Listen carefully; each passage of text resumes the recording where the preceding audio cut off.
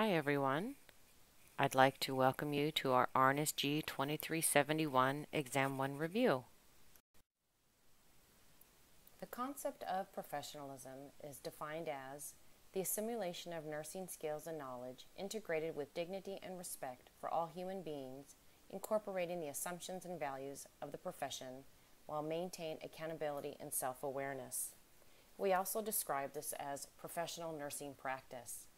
The American Nurses Association identifies tenet characteristics of all nursing practice, which include nursing practice is individualized, nurses coordinate care by establishing partnerships, caring is central to the practice of the registered nurse, registered nurses use the nursing process to plan and provide individualized care to their healthcare consumers, and a strong link exists between the professional work environment and the registered nurse's ability to provide quality health care and achieve optimal outcomes. That's what we as nurses, registered nurses, our goal is to achieve optimal outcomes. The profession of nursing has its own distinct body of knowledge, education, and specialty standards of practice. The nurses' standards of practice describe basic competencies in delivering nursing care using the nursing process. The nursing process, as described, is our assessment, diagnosis, planning, implementation, and evaluation, which we'll talk about later.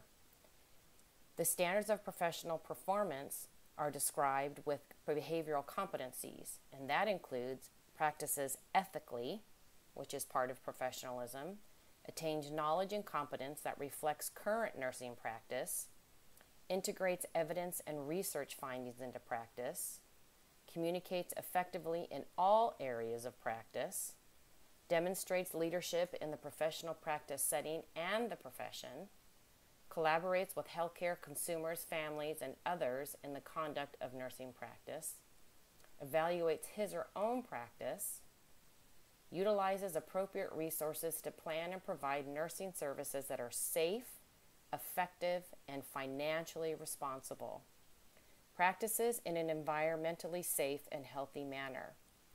If we utilize all of these expectations and behavioral competencies, we are practicing professionalism within our nursing profession.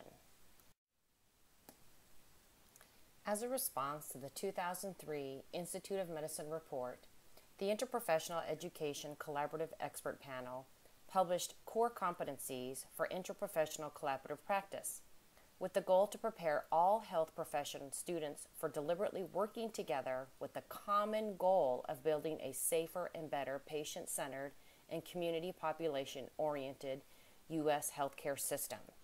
So within this, the definition of interprofessional collaborative practice involves employing multiple health professionals to work together with patients, families, and communities to deliver best practices, thus assuring best patient outcomes. This goal is devised into collaborative practice competency domains, which include 1. Values and ethics for interprofessional practice, 2. Roles and responsibilities for professional collaborative practice, 3. Interprofessional communication practices, and 4. Interprofessional teamwork and team-based practice.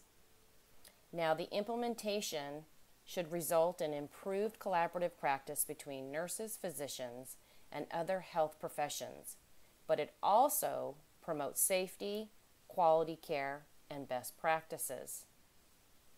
The QSIN, which is Quality and Safety Education for Nurses, was funded by a group to develop curricula that prepared future nurses with the knowledge, skills, and attitudes, abbreviated as KSA, required to continuously improve the quality and safety of the healthcare system.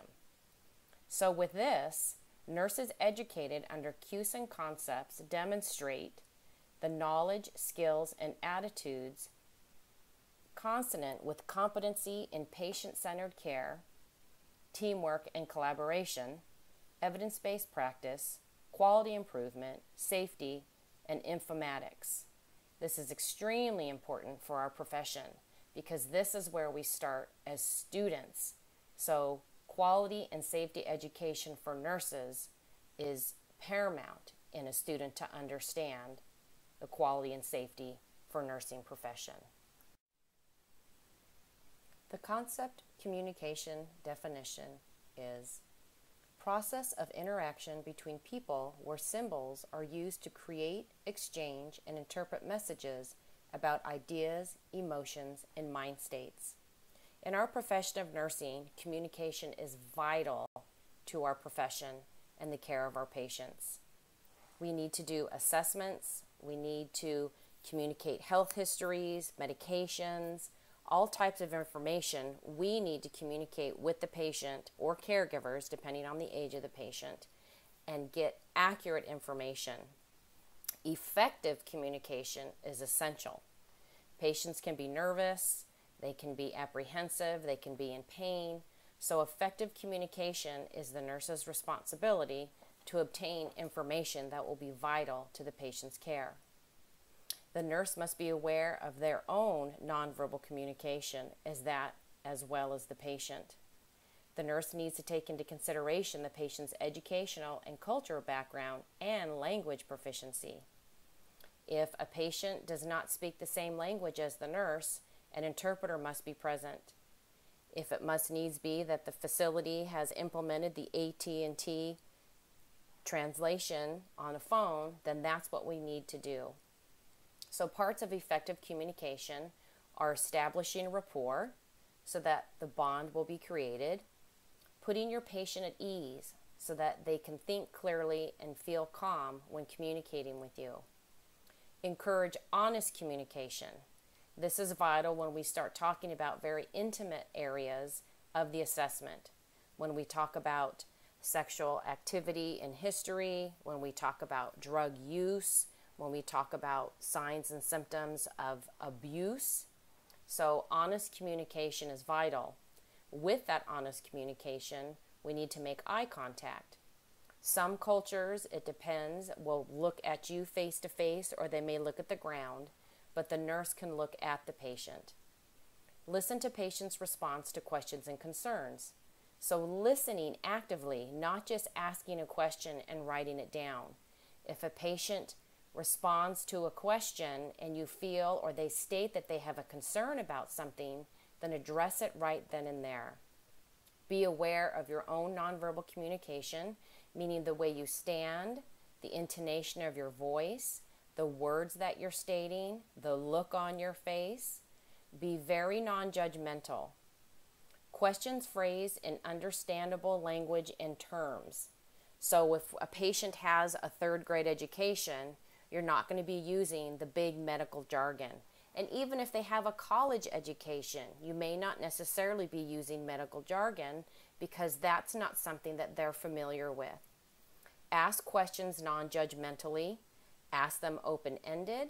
Ask them without intonation of up and down in your voice. Ask them matter-of-factly. And at the end, summarize at the end of the conversation. Review what you have said. Look over your documentation and see if there's any questions that need to be answered or clarified. The concept clinical judgment definition is an interpretation or conclusion about a patient's needs, concerns, or health problems, and or the decision to take action or not, use or modify standard approaches, or improvise new ones as deemed appropriate by the patient's response. So within our clinical judgment concept is our nursing process, the assessment, the diagnosis, the plan, the implementation, and the evaluation. Part of our nursing process in the assessment is to take a health history. Health histories are a series of questions used to provide an overview of the patient's current health status. We nurses are responsible for obtaining that detailed history of the current health problems, past medical history and family history, and a review of the person's functional status. This will result in a total health profile that focuses on health as well as illness. This is very lengthy part of our assessment process, and our communication is vital. In the assessment, once again, we need to ask questions non-judgmentally. And the components of our health history will include our biographical data, which this is the person's name, address, age, gender, marital status, etc., ethnic origin. It's also our chief complaint. So a question like, why have you come to the health center today? Or why were you admitted to the hospital? Hopefully that will give us the reason of their chief complaint. Then we have present health concern or illness. And this is the single most important factor in helping the healthcare team arrive at a diagnosis or determine the patient's current needs. We would continue that through a physical assessment.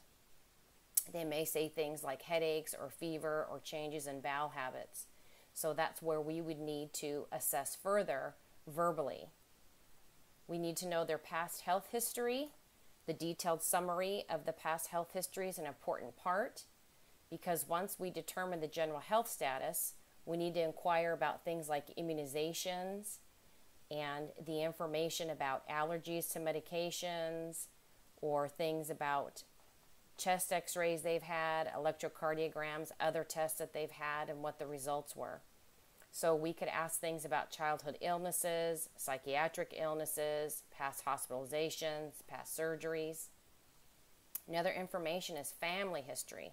This is very important to the nursing process. It could be diseases that include genetic, communicable, or possibly environmental in origin. And we would want to know about first order of relatives, which is our parents, siblings, spouse, and children. A second order of relatives is grandparents and cousins. And things about cancer, hypertension, diabetes, tuberculosis, alcoholism, etc. This is very important to know because it might be something that the patient is at risk for. Then we would also do a review of systems. That's the overall general health as well as symptoms related to each body symptom. This isn't the physical assessment yet. This is just a review of every system in the body with the patient. Then we also have our patient profile. That's more biographical information. And this information would be past life events related to health. This could be personal experiences during childhood or adolescence that's given a special significance and may be elicited by asking questions like, was there anything that you experienced as a child or adolescent that would be helpful for me to know? Once again, that needs to be an open-ended question. Was there is a yes or no, but if they say yes, then we say, please share that information. Things about genetics would be important.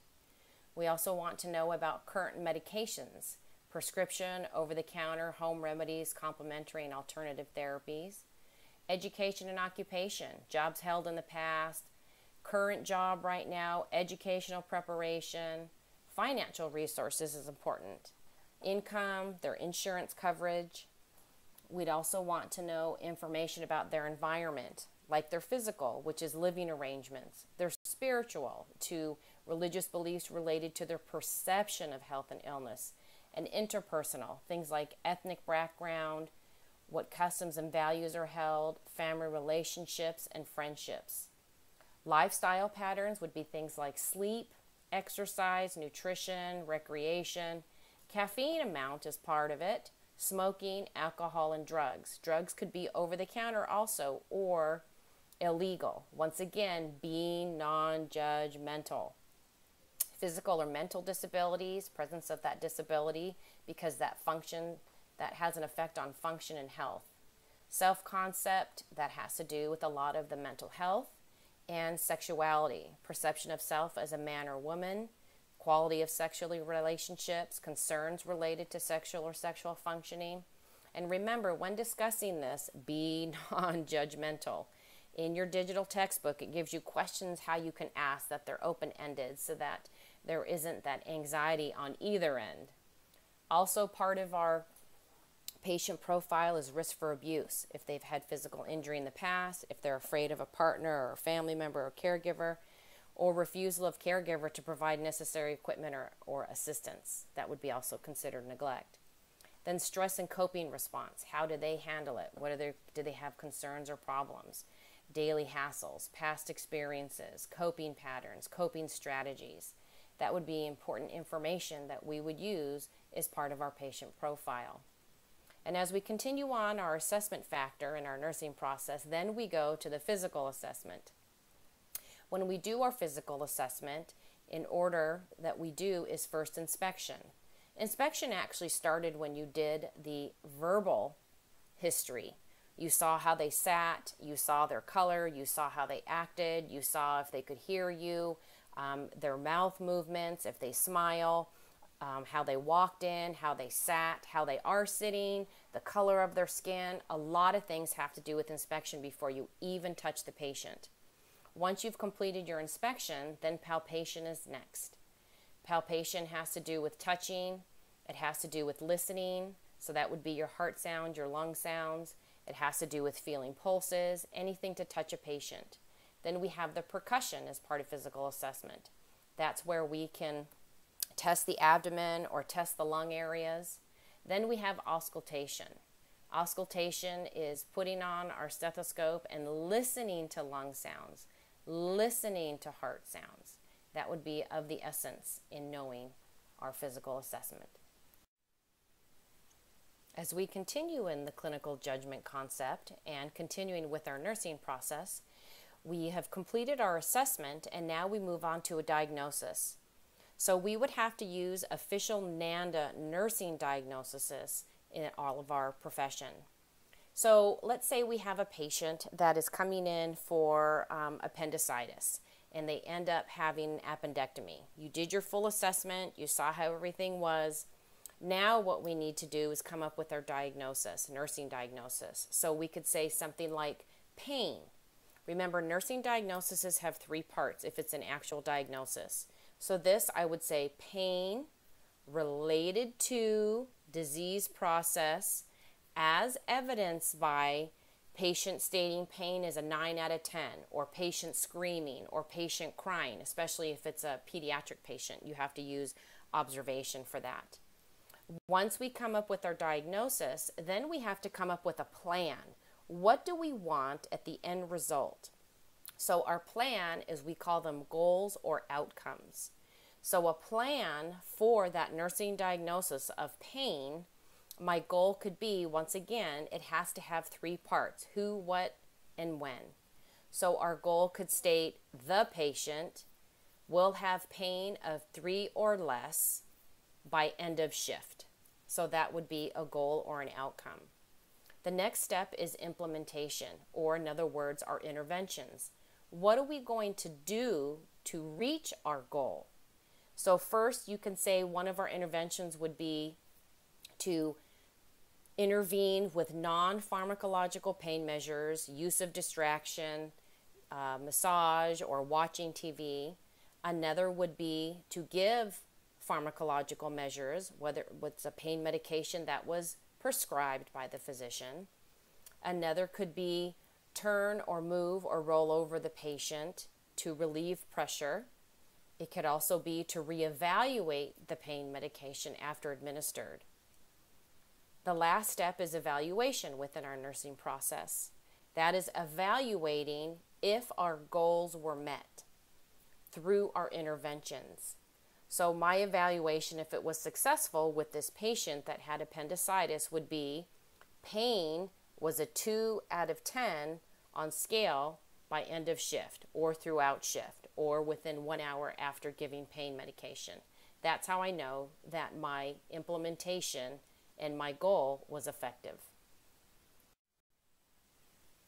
The concept of immunity is defined as a physiologic process that provides an individual with protection or defense from disease.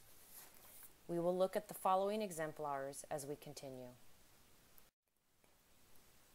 Vaccines revolutionized children's health care. It allowed the focus to shift from disease treatment to disease prevention. In learning of vaccines, the nurse must also understand active immunity and passive immunity.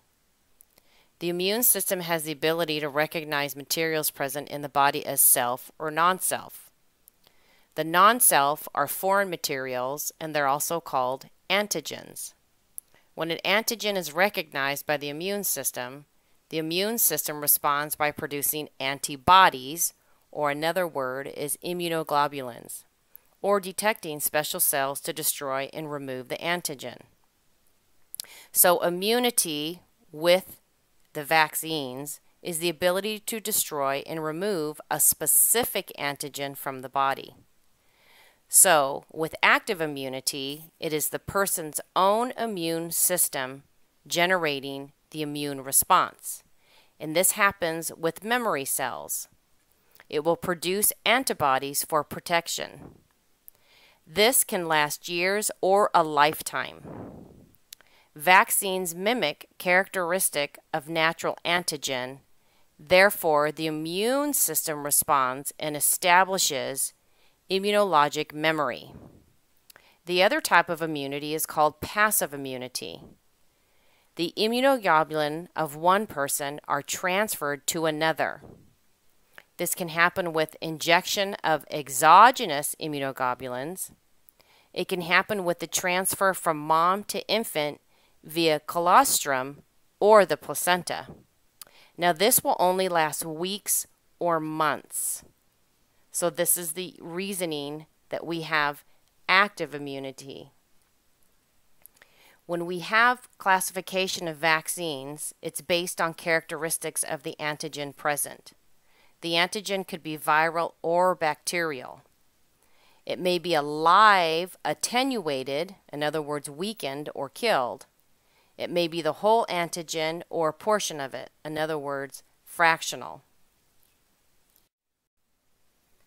Otitis media is defined as inflammation of the middle ear with the presence of fluid.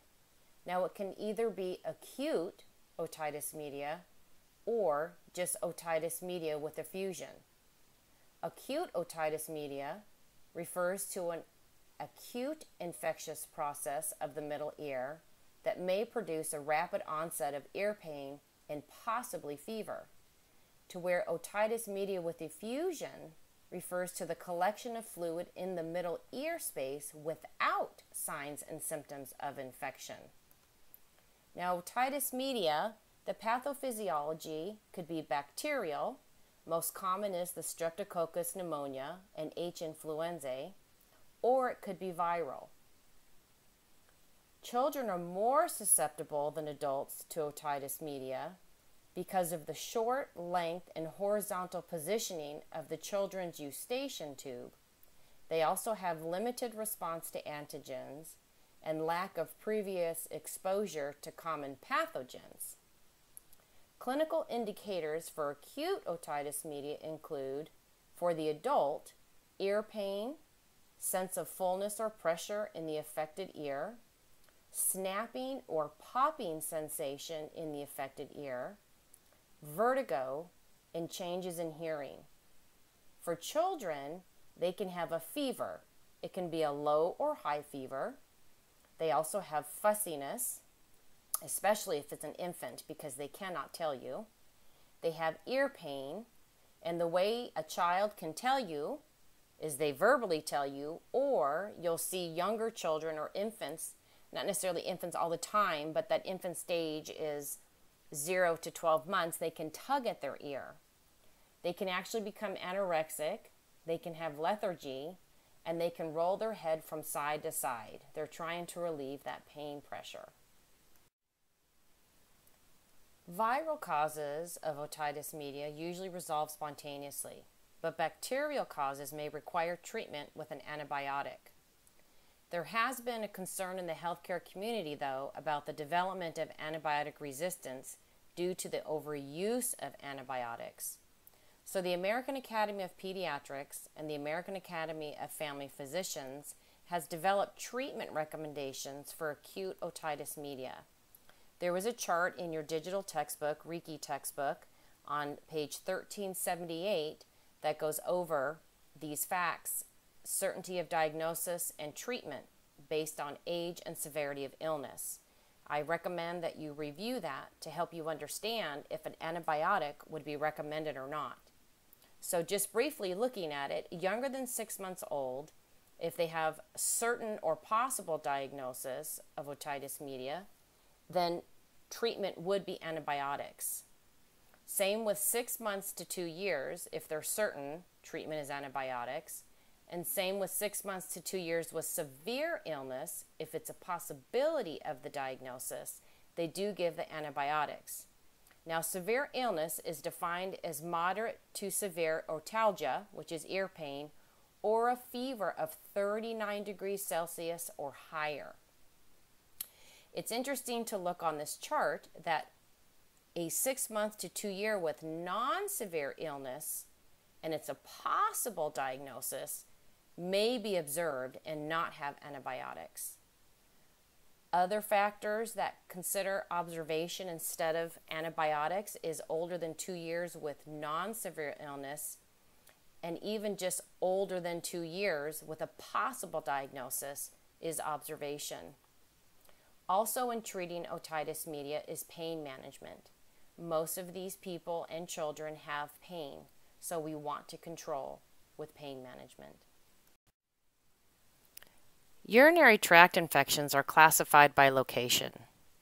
Lower urinary tract infections include bacterial cystitis, which is inflammation of the urinary bladder, bacterial prostatitis, inflammation of the prostate gland, and bacterial urethritis, inflammation of the urethra. These can be acute or chronic. Upper urinary tract infections are much less common and include acute or chronic pyelonephritis, which is the inflammation of the renal pelvis, interstitial nephritis, inflammation of the kidney, and renal abscesses. They can either be classified both upper and lower as uncomplicated or complicated. The bacteria that's most common cause of urinary tract infections is E. coli. That is the most common causative organism. The reason this happens could be from females is the wiping. They should be wiping front to back instead of back to front.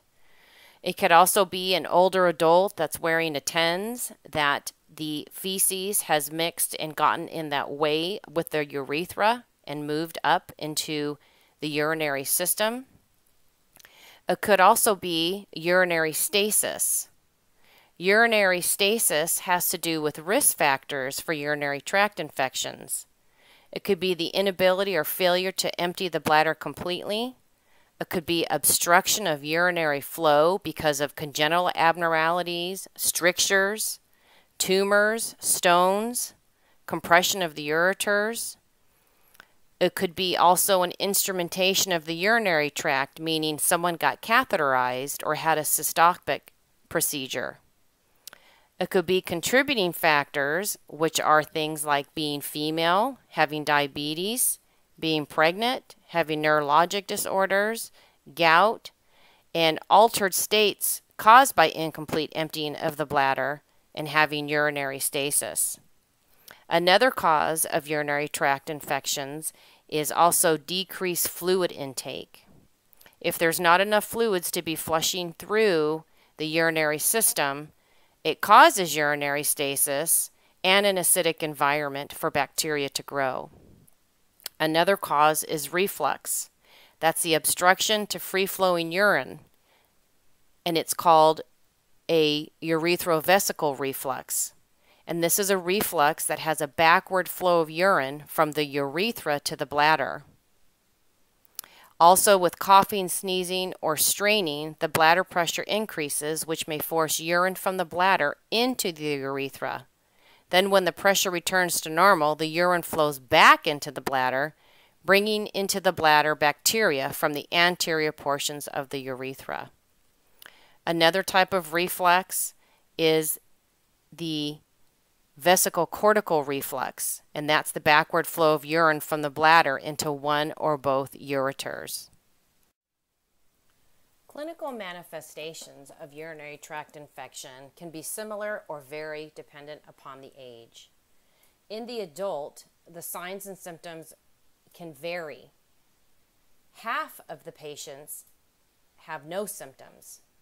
Signs and symptoms of an uncomplicated lower urinary tract infection can include burning on urination, urinary frequency, which is voiding more than every 3 hours, urgency, meaning they have to go quickly, nocturia, which is awakening at night to urinate, incontinence, and suprapubic or pelvic pain. Now, blood in the urine, hematuria, and back pain may also be present. When we speak of the older adult, the gerontologic considerations, you need to think of what's happening in their lives. The UTI is the most common cause of acute bacterial sepsis in patients older than 65. In the older patient population, structural abnormalities secondary to decreased bladder tone and neurogenic bladder secondary to stroke or automatic neuropathy of diabetes may prevent complete emptying of the bladder and increase that risk of urinary tract infection. They also have indwelling catheters that can be used, and that dramatically increases that risk of urinary tract infections. Now, one of the organisms responsible for urinary tract infections may differ from those found in patients just in the regular community. E. coli, once again, is the most common organism seen in older patients in the community or hospital. However, patients with indwelling catheters can be infected from organisms such as Proteus, Klebsiella, Pseudomonas, or Staphylococcus. The most common subjective presenting symptom of a urinary tract infection in an older adult is generalized fatigue. The most common objective finding is a change in cognitive functioning, especially in those with dementia, because these patients usually have even more profound cognitive changes with the onset of a urinary tract infection. In children, some of the clinical most common manifestations are fever, vomiting, dysuria, which is pain with urination, difficult urination, frequency, hesitancy, urgency, and the pain. In an infant, since they can't speak to you, you have to observe. So fevers, they can have vomiting, irritability, they can have failure to thrive because they're not eating. When infants don't feel well, they won't eat. And they can also have jaundice color. Nursing interventions utilized to help with urinary tract infections would be relieving pain, because pain that is associated with a UTI is very painful, but it can be quickly relieved once effective antimicrobial therapy is initiated. There are different types of antimicrobials or antibiotics or anti-infectives or bactericides that can be utilized. They can use things like macrodantin, Keflex, Cipro, Floxin, Levaquin. There's all types that can be utilized depending on the severity of that urinary tract infection. Also, what we want to do is have the patient drink liberal amounts of water, and to also avoid coffee, tea, citrus, spices, colas, and alcohol. Those are actually urinary tract irritants. We like our patient to frequently void, and that would be every 2 to 3 hours. We want them to maintain hygienic measures, which would include wiping for females front to back, and also no baths. We want them to have showers so that they're not sitting in water. We don't want any bubble baths. That wouldn't be helpful because that increases bacteria and the flow of that bacteria up into the urinary system.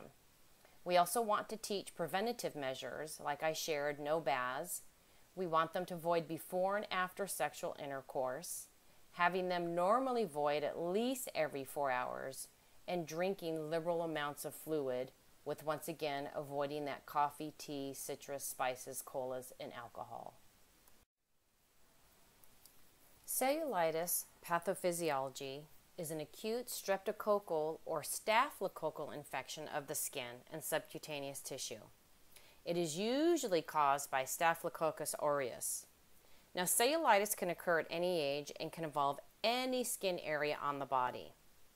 It can occur as an extension of a skin wound, as an ulcer, or from furnicles or carbuncles. Cellulitis can be associated with other diseases, including chronic venous insufficiency or stasis dermatitis. Clinical manifestations of cellulitis in a localized reaction will be erythema, pain, edema, and warmth at the site of the skin disruption. Treatment includes mild cases, usually with cephalexin or amoxicillin clavulanic acid, and in more severe cases, and if it's periorbital or orbital cellulitis, it will require IV cephalosporins. Important factors of cellulitis are educating our parents and our patients if they're adults. We want to educate them in being clean, taking showers, drying appropriately, keeping fingernails short, especially in children, so that if they scratch, even if they scratch because of eczema, that it's not traumatizing the tissue and disrupting and giving a portal of entry for microorganisms. If the skin does disrupt, keeping that area very well cleaned, keeping it dry, and if there is a big skin disruption, that they need to go see a physician to see if they need to have antibiotics, whether it be topical or oral. Pneumonia is an inflammation of the lung parenchyma caused by microorganisms, including bacteria, mycobacteria, fungi, and viruses. There's also classifications of pneumonia. There's community-acquired pneumonia, which is pneumonia occurring in the community or less than 48 hours of hospital admission in patients who do not meet the criteria for healthcare-associated pneumonia. Healthcare-associated pneumonia is pneumonia occurring in a non-hospitalized patient with extensive healthcare contact with one or more of the following: hospitalization for greater than 2 days in an acute care facility, residence in a nursing home or long-term care, antibiotic therapy, chemotherapy, or wound care within 30 days, hemodialysis treatment at a hospital or clinic, home infusion therapy or home wound care, and family member with infection due to multi-drug resistant bacteria. The third classification is hospital-acquired pneumonia, which is pneumonia occurring greater than 48 hours after hospital admission that did not appear to be incubating at the time of admission. And the fourth is ventilator-assisted pneumonia, a type of hospital-acquired pneumonia that developed greater than 48 hours after endotracheal tube intubation. With bacterial pneumonia, clinical manifestations are abrupt onset of fever, shaking or chills, a cough causing chest pain, purulent sputum, pleuritic type chest pain. When you do a physical assessment, you can hear consolidation of the lungs, and that is usually also manifested within a chest x-ray. Dullness to percussion over affected area with fremitus, because there's something solid so it sounds dull. Bronchophony, which is abnormal voice sounds heard over the lung with the voice too clear and high-pitched, indicating solidification. Egophony, which is increased resonance of voice sounds with a high-pitched bleeding quality, heard especially over lung tissue compressed by pleural effusion. Bronchial breath sounds and crackles. Viral pneumonias are the most common causes of atypical pneumonia because of a viral infection. It has a gradual insidious onset. Patients can manifest with headaches, sore throats, muscle soreness, fatigue, dry cough, mucus sputum. They don't always have experiencing fever and chills. On physical assessment, you can hear scattered wheezes, crackles, and there may be little or no evidence of consolidation. In a chest x-ray, they may have minimal to substantial bilateral infiltrates. When we do labs, if we look at their white blood cells, they will be depressed slightly, less than 10,000. With pneumonia, we as nurses are going to utilize collaborative care. If it's a viral pneumonia, we do supportive care. We're going to give oxygen if needed, and if so, use a pulse oximetry to monitor. We're going to give hydration, PO, and IV. We're going to use aerosol therapy so that if the bronchioles need to be dilated, we can give medications. We can also use humidification with the oxygen if we need to. We can give antipyretics, antitussives, and antihistamines. We can also give nasal decongestants. Now, one thing that we need to be aware of is our geriatric patients. That supportive treatment also includes hydration, but we need to use with caution and with frequent assessment because they have a risk of fluid overload. In bacterial pneumonia, we're going to give oxygen once again if needed and monitor with pulse oximetry. But then we're also going to give antibiotics, and there's many different types of antibiotics that can be utilized. You have a chart actually in your digital textbook. We're going to give hydration therapy once again, aerosol therapy, and antipyretics. If needed, we can do chest physiotherapy and postural drainage to help facilitate the release and the expectorant of the mucus. Preventative measures is we're going to administer a pneumococcal vaccine and educate the patient to have a pneumococcal vaccine when initiated. Those who are at risk and need the pneumococcal vaccine are chronic illness patients, such as those who have heart and lung disease, those who have diabetes, those recovering from severe illness, 65 years of age or older, and those people who are in long-term care facilities. Appendicitis is an inflammation of the variform appendix, which is a projection from the apex of the cecum, a result of becoming kinked or occluded by a fecalith. Once obstructed, the appendix becomes ischemic, bacterial overgrowth occurs, and eventually gangrene occurs. Mild cases of appendicitis can heal spontaneously, but severe inflammation can lead to a ruptured appendix, which can cause local or generalized peritonitis. That would be the issue if we have a ruptured appendix, would be all the bacteria would be in that peritoneal cavity, which can actually lead to death. That is the major complication, is the perforation of the appendix. Abscesses form, or portal phlebitis can happen, which is septic thrombosis of the portal vein caused by vegetative emboli that arise from septic intestines. Perforation generally occurs 24 hours after the onset of pain. Those symptoms include a fever of 37.7 or 100 degrees Fahrenheit or greater, a toxic appearance, and continued abdominal pain or tenderness. Clinical manifestations of appendicitis include right lower quadrant pain at McBurney's point. Now remember, if pain subsides, then that means the appendix could have perforated. If this happens, the nurse needs to alert the physician immediately. Immediate surgery is indicated for appendicitis and ruptured appendix. They may have low-grade fevers, nausea and vomiting, and increased white blood cell counts. An appendectomy, whether it be laparoscopic or laparotomy, are the interventions utilized for appendicitis. If a perforation has occurred, an abscess may be formed, and this is a huge risk for infection. If this occurs, the patient may be treated with antibiotics, and then the surgeon may place a drain in the abscess.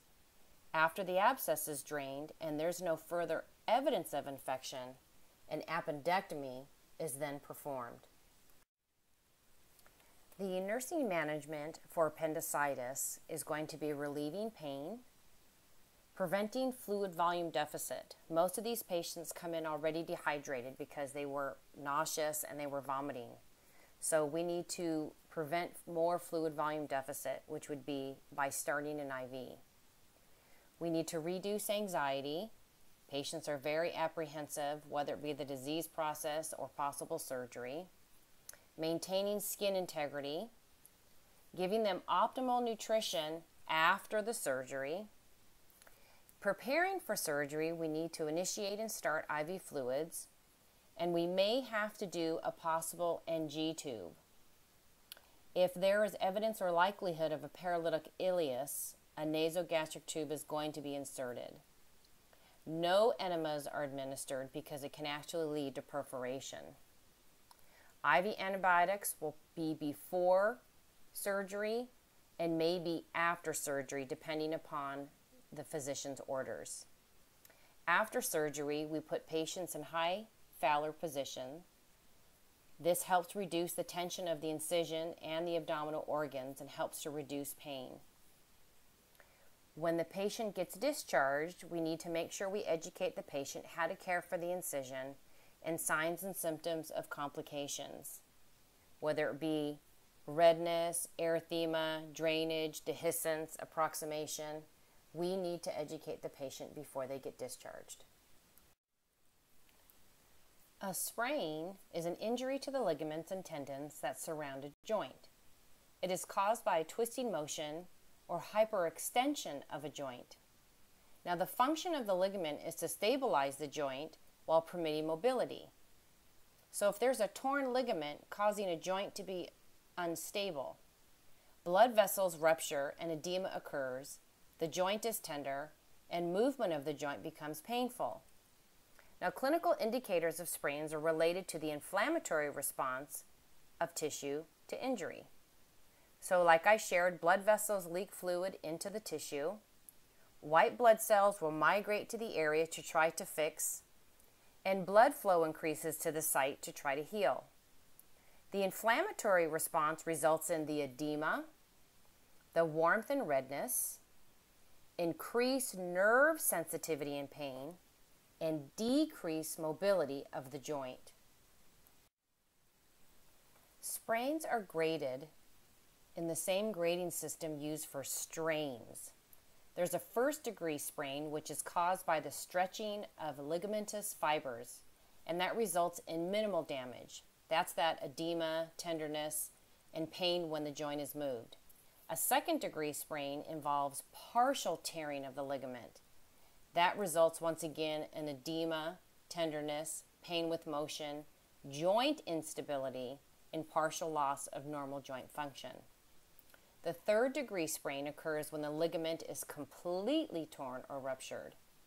That third-degree sprain may also cause evolution of the bone. Those symptoms are pain, tenderness, increased edema, and abnormal joint motion. Treatment for sprains depends on the degree of the ligament damage. If it's a first-degree sprain, we use the acronym RICE. R means to rest, I means to ice, C means to compress, and E means to elevate. The resting prevents additional injury and promotes healing.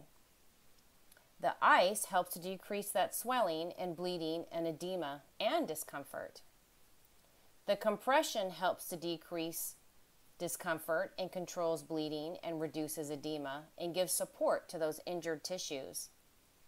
The elevation at or above the level of heart controls the swelling. If it's a second-degree sprain, we would do immobilization with splinting or bracing. If it's a third-degree sprain, we have longer immobilization and possibly arthroscopic surgery. After the acute inflammatory stage, which is about 24 to 72 hours after the injury, heat may be applied intermittently to relieve muscle spasm, promote vasodilatation, absorption, and repair. The concept thermoregulation definition is the process of maintaining core body temperature within an optimal physiological range. The exemplars that we'll be discussing are environmental exposure, hypothermia, to include frostbite, hyperthermia, including heat stroke, fever, and malignant hyperthermia. Environmental exposure is a prolonged exposure to an environmental temperature. It could be temperatures that are too high or too low. Manifestations will also depend on the duration of the exposure, if there was clothing worn, the type of clothing worn, if there's humidity or if it's dry, and the presence of wet conditions. Populations at risk for environmental exposure are infants and young children, older adults, people living in very cold or very hot climates, low socioeconomic status, and homeless. There's also individual risk factors. Those who have impaired cognition that can't think clearly to prevent that environmental exposure, underlying health conditions, genetics, and recreational and occupational exposures. Hypothermia is a condition in which the core internal temperature is 35 degrees Celsius or less as a result of exposure to cold or an inability to maintain body temperature in the absence of low ambient temperatures. This can occur when the heat the body produces is less than the heat lost. It can be a life-threatening emergency and can occur in any season and any geographic location. Older adults, infants, homeless, and trauma victims are particularly susceptible to hypothermia. Alcohol ingestion also is increased susceptibility because it causes systemic vasodilatation. Hypothermia and frostbite is trauma from exposure to freezing temperatures and freezing of the intracellular fluid and fluids in the intracellular spaces. It results in cellular and vascular damage. It can result in venous stasis and thrombosis. Body parts most affected are the extremities, feet, hands, nose, and ears. The clinical manifestations will be that extremity may be hard, frozen, insensitive to touch, have a white color, or mottled blue-white color. Management for frostbite is to restore normal body temperature. Constrictive clothing and jewelry that could impair circulation are removed. Wet clothing is removed as rapidly as possible, and if lower extremities are involved, the patient should not be allowed to ambulate. Controlled rapid rewarming is instituted, so the frozen extremities are placed in a circulating bath that's from 37 degrees Celsius to 40 degrees Celsius for 30 to 40 minute spans. Pain medication is of the essence in patients. It is very painful once their body starts to be rewarmed. Do not massage body parts and do not handle affected body parts. This will cause further trauma and tissue damage. Once rewarmed, the part is protected from further injury and is elevated to control swelling. Sterile gauze or cotton is placed between affected fingers or toes to prevent maceration. A foot cradle may even be used to prevent contact with bedcloths if the feet are involved. After rewarming, hourly active motion of affected digits will be utilized. Discharge instructions for the patient will include avoiding tobacco, alcohol, and caffeine. Hyperthermia results because of inadequate heat loss. Less severe forms of heat-induced illnesses include heat exhaustion and heat cramps. The causes of heat exhaustion are the same as for heat stroke. A cause of heat stroke is the prolonged exposure to temperatures greater than 39.2 degrees Celsius. Also, strenuous physical activity in a hot environment. With our gerontological considerations, most heat-related deaths occur in older adults because the circulatory systems are unable to compensate for stress imposed by heat. They also have decreased ability to perspire, as well as decreased ability to vasodilate and vasoconstrict. Many older adults do not drink adequate amounts of fluid, and older adults fear being victims of crime, so they tend to keep their windows closed even when the temperature and humidity levels are high. Now, the clinical manifestations are profound central nervous system dysfunction, manifested by confusion, delirium, bizarre behavior, coma, and possibly seizures. They have an elevated body temperature, about 40.6 degrees Celsius. They're hot, have dry skin, and usually anhidrosis, which is absence of sweating. They also have tachypnea, hypotension, and tachycardia. Management of heat stroke is to reduce the high body temperature. First, removing clothing of the patient. Then using cooling methods, such as cooling sheets and towels or continuous sponging with cool water. Ice applied to the neck, groin, chest, and axilla while spraying with tepid water. Cooling blankets. An immersion of the patient in a cold water bath is the optimal method for cooling.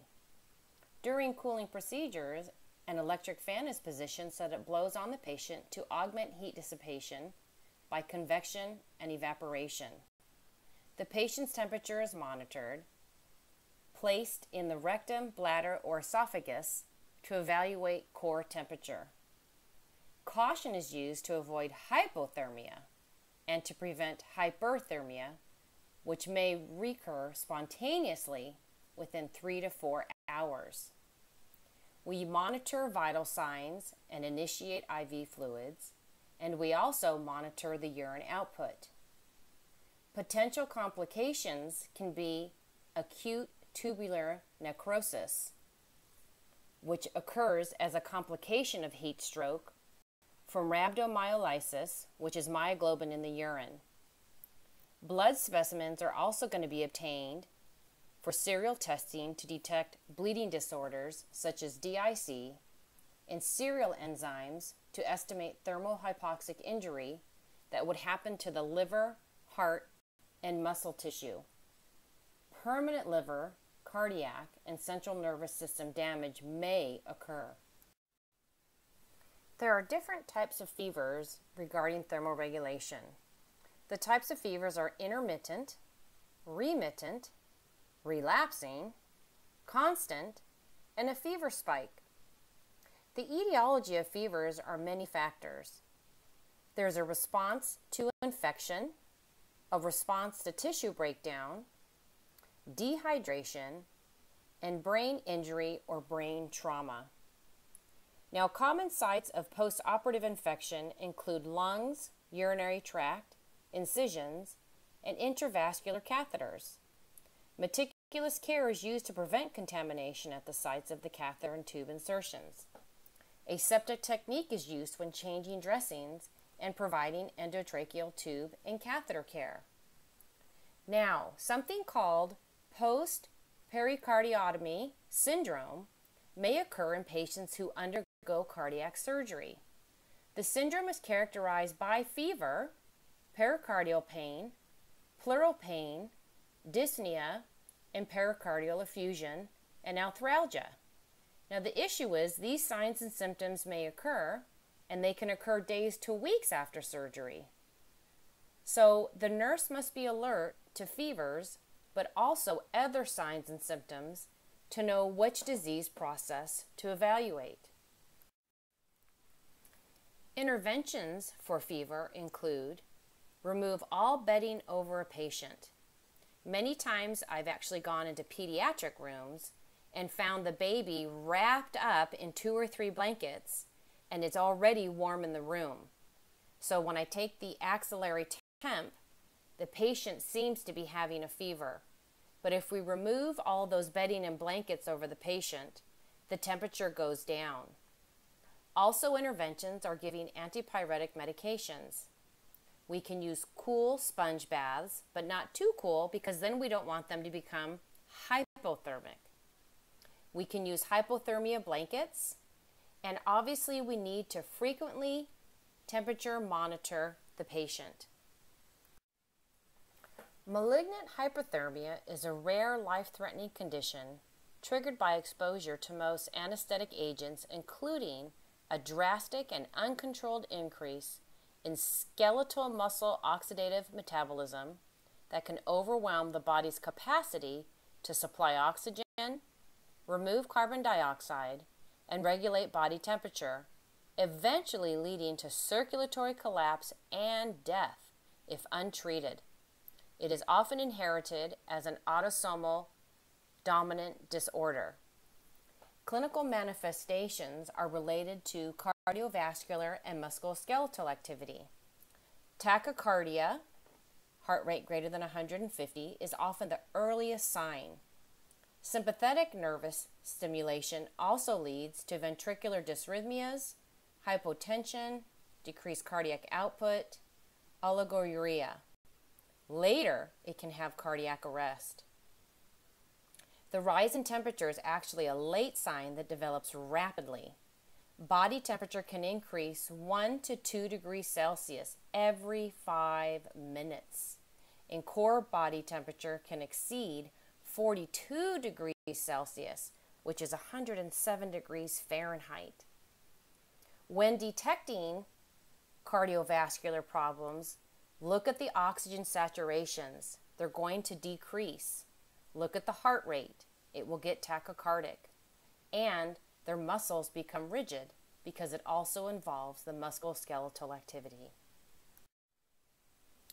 The gas exchange concept definition is the process by which oxygen is transported to cells and carbon dioxide is transported from cells. The exemplars that we'll be reviewing are asthma, chronic obstructive pulmonary disease, aspiration pneumonia, and bronchiolitis, respiratory syncytial virus. Asthma is a chronic inflammatory disease of the airways that causes airway hyperresponsiveness, mucosal edema, and mucus production. This inflammation ultimately leads to recurrent episodes of asthma symptoms, which include cough, chest tightness, wheezing, and dyspnea. The underlying pathology in asthma is reversible diffuse airway inflammation that leads to long-term airway narrowing. This narrowing, which is exacerbated by various changes in the airway, includes bronchoconstriction, airway edema, airway hyperresponsiveness, and airway remodeling. Now, there are age differences between the adult and the child. The children have narrow airways, which causes a greater increase in airway resistance, which is actually the effort or force needed to remove oxygen through the trachea to the lungs. Children's airways are smaller than adults, and they also have increased friction and resistance increase as air passes through the airway. Oxygen consumption in children is higher due to the metabolic rate being higher. And children also have fewer glycogen reserves, which means their muscles fatigue faster. There are triggers that elicit an asthma exacerbation. Things like smoke, dust mites, pet dander, cockroaches, indoor molds, pollen, and air pollution. The management of asthma is utilized with medications. Correct administration of drugs is a major factor in success. Inhalation of drugs is preferred to avoid systemic side effects. Metered dose inhalers and dry powdered inhalers and nebulizers are devices used to inhale the medications. A metered dose inhaler with a spacer is easier and improves inhalation of the drug. Dry powder inhalers require less manual dexterity and coordination. Medications are anti-inflammatory drugs. Corticosteroids, such as beclomethasone, suppresses inflammatory response. Inhaled form is used in long-term control. Systemic form to control exacerbations and manage persistent asthma. It reduces bronchial hyperresponsiveness and decreases mucus production. Mast cell inhibitors, such as cromulin or Intol, inhibit IgE-mediated release of inflammatory mast cells. A long-term administration can prevent and reduce bronchial hyperreactivity. It is effective in exercise-induced asthma when used 10 to 20 minutes before the exercise. Leukotriene modifiers, such as montelukast or Singulair, blocks actions of leukotrienes, which are potent bronchoconstrictors. It has bronchodilator and anti-inflammatory effects. It is not indicated, though, for acute attacks. Bronchodilators include the beta-2 adrenergic agonist. There are two kinds, short-acting relief and long-acting for control. First drug usually given during an acute attack would be the short-acting for relief, which is albuterol. It's effective for relieving acute bronchospasm. The onset is in minutes and duration of 4 to 8 hours. It prevents the release of inflammatory mediators from mast cells. There is also methotrexate, which is theophylline. It is less effective long-term bronchodilator. It alleviates early phase of attacks but has little effect on bronchial hyperresponsiveness, and it has a narrow margin of safety. We also have anticholinergics, which is Atrovent. Those block action of acetylcholine, usually used in combination with a bronchodilator. The most common side effect is dry mouth. Other medications that can be used are decongestants, antitussives, and expectorants. Chronic obstructive pulmonary disease is a preventable and treatable, slowly progressive respiratory disease of airflow obstruction involving the airways, pulmonary parenchyma, or both. COPD may include diseases that cause airflow obstruction, like emphysema and chronic bronchitis, or any combination of these disorders. Clinical manifestations are chronic cough, sputum production, dyspnea. Long-term clinical manifestations are a barrel chest and clubbing of the fingers. Interventions include teaching to breathing exercises, which is pursed lip breathing, diaphragmatic breathing, teaching to pace activities, teaching self-care activities, exercise, oxygen therapy, nutrition, and coping measures. Medications that are utilized for COPD are bronchodilators and corticosteroids. Bronchodilators receive bronchospasm by altering smooth muscle tone and reducing airway obstruction by allowing increased oxygen distribution throughout the lungs and improving alveolar ventilation. Aspiration pneumonia can be very complicated. There are risk factors for adults. Difficulty swallowing or dysphagia increases with age and is a major healthcare problem in older patients. Normal aging alters some aspects of swallowing function.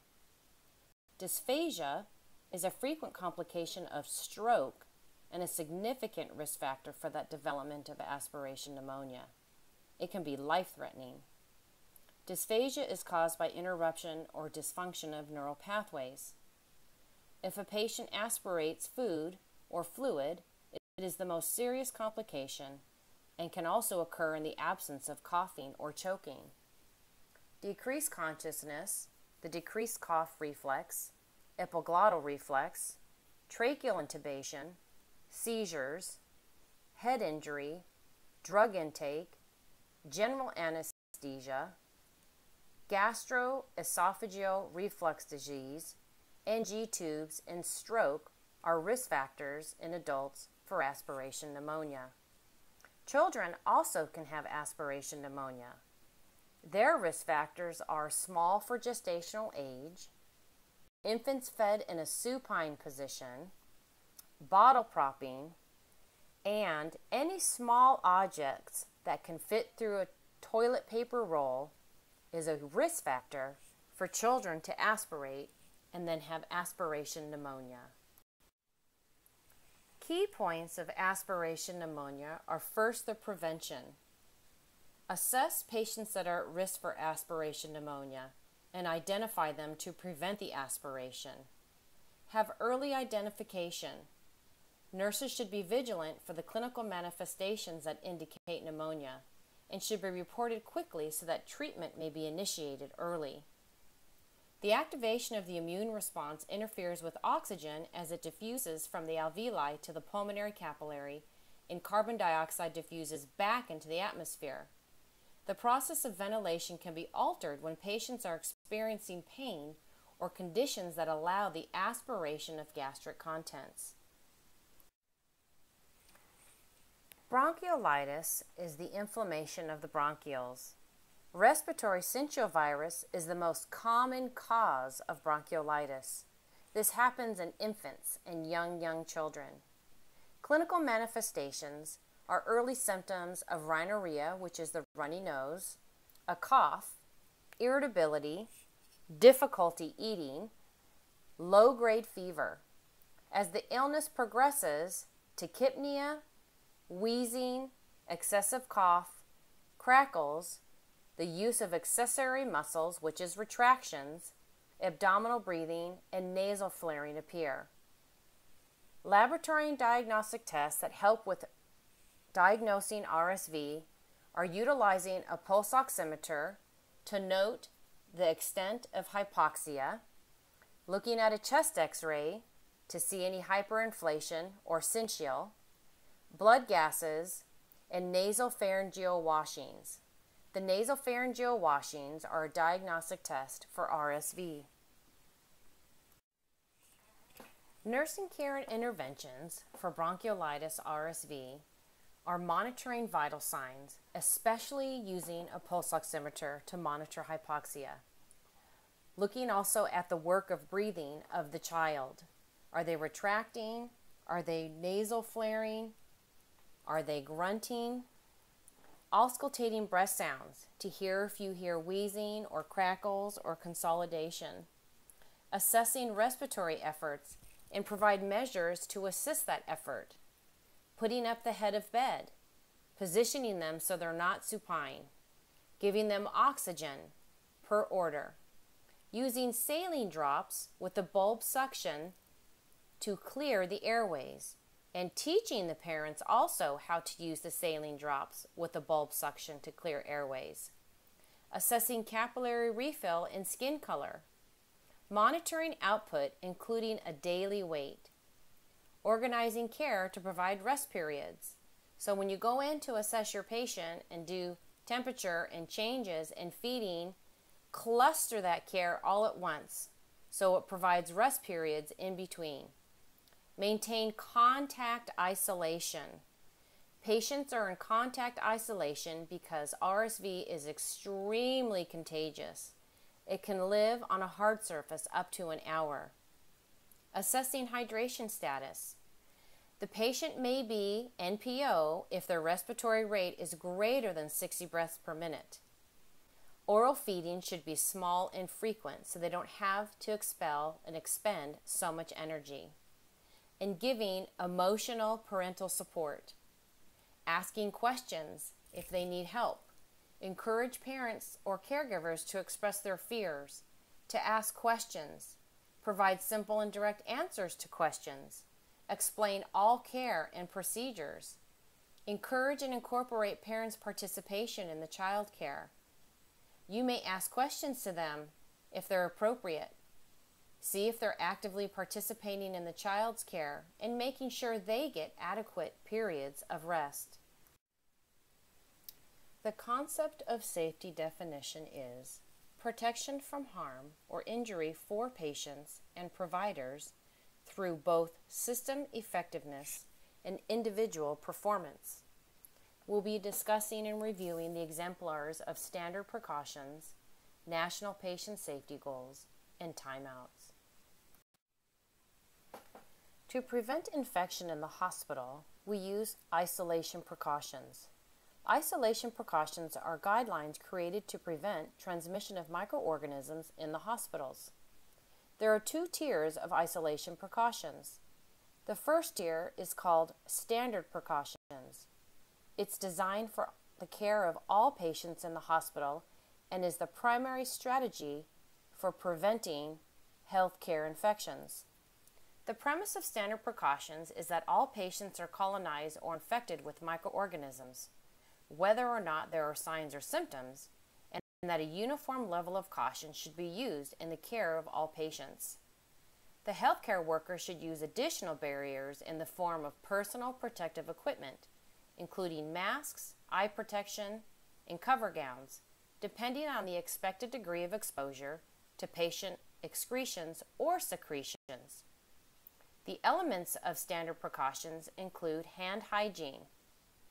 Seeing Chart 71.1, you use alcohol-based if hands are not visibly soiled. You would hand wash with soap and water if hands are visibly soiled, if there is a C. difficile diagnosis, and healthcare workers that don't tolerate alcohol. We also have glove use. That is if you have any contact with any secretions or excretions. Another standard precaution is needle stick prevention. Do not recap needles. The fourth is avoid of splash or spray of body fluids. Using goggles and face mask and cover gowns help to avoid the splash or spray of body fluids. The second tier of isolation precautions is called transmission-based precautions. This includes droplet precautions, contact precautions, and airborne precautions. Droplet precautions are used with influenza and meningococcus. The transmission is limited to close contact. Healthcare providers should be wearing masks if within 3 to 6 feet of the patient. Since it is a close contact transmission, patient doors may be open. Contact precautions are for organisms that are spread by skin to skin, like C. difficile. Gown and gloves are required for contact precautions. Airborne precautions are for disease processes like tuberculosis and varicella. These patients must be placed in negative pressure rooms, meaning when the door opens, air goes in and not out of the room. The healthcare provider must wear an N95 respirator mask, and the patient's door must remain closed.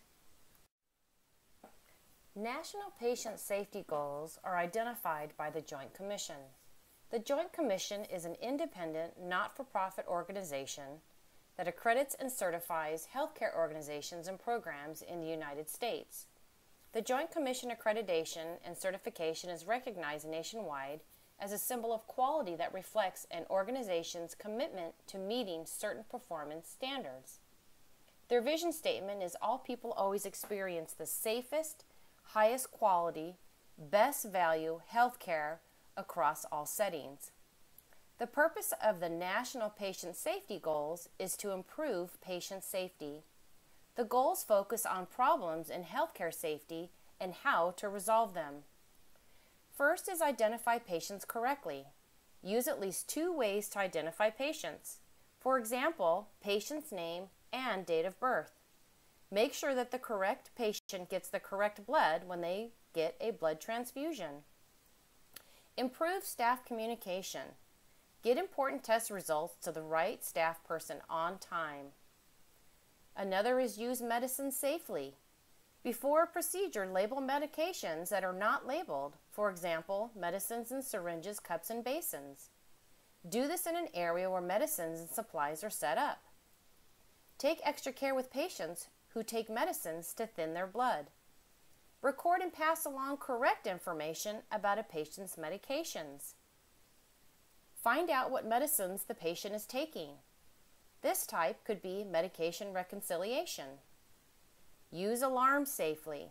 Make improvements to ensure that alarms on medical equipment are heard and responded to on time. Prevent infection. Use the hand cleaning guidelines from the CDC or the World Health Organization. Use guidelines to prevent infections that are difficult to treat, to prevent infections of the blood from central lines, to prevent infection after surgery, and to prevent infections of the urinary tract that are caused by catheters. Identify patient safety risks. This is find out which patients are most likely to commit suicide. Prevent mistakes in surgery. Make sure that the correct surgery is done on the correct patient and at the correct place on the patient's body. Make sure the correct place on the patient's body where the surgery is to be done is marked. Pause before the surgery to make sure that a mistake is not being made, called a timeout. Regarding safety, timeouts are initiated by the Joint Commission's National Patient Safety Goals to prevent mistakes in surgery. It is initiated to prevent the occurrence of wrong patient, wrong site surgical procedures. It is utilized prior to surgery and all invasive procedures. The circulating nurse is responsible for ensuring that the verification of the surgical procedure in site takes place and is documented. In some institutions, this is referred to as the timeout, surgical pause, or universal protocol that takes place among the surgical team prior to induction of anesthesia, with a briefing about anticipated problems, potential complications, allergies, and comorbidities. Every member of the surgical team verifies the patient's name, procedure, and surgical site using objective documentation and data before the beginning of the surgery. Research suggests that the use of a surgical safety checklist reduces morbidity and mortality. It is the circulating nurse's responsibility to perform the documentation, but all OR team members must confirm right patient, right procedure, right surgical site.